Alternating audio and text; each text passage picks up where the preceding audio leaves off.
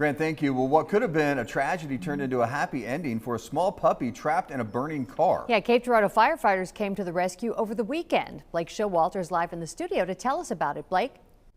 Kathy, this rescue on Sunday took water, oxygen, and manpower, but in the end, a puppy was saved. And now, not only does he have a new name, but a chance at being adopted.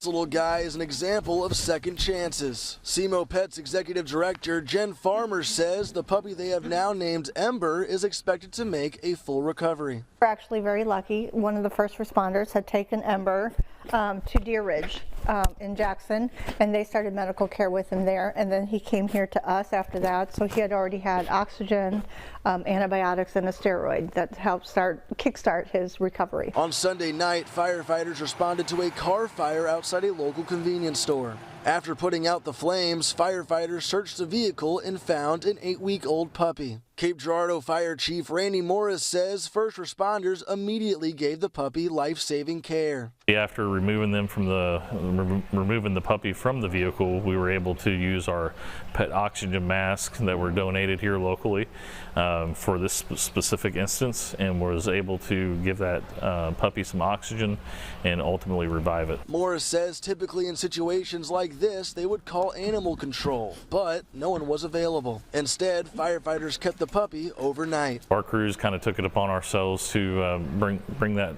puppy back to the station until the next morning to where we could get it to the right place. It ultimately landed up at Southeast Missouri Pets, and from what I hear is being treated for the smoke inhalation, and hopefully it will be up for adoption soon. Veterinarian Dr. Colleen Rett says Ember is still recovering and will need time before he can be adopted.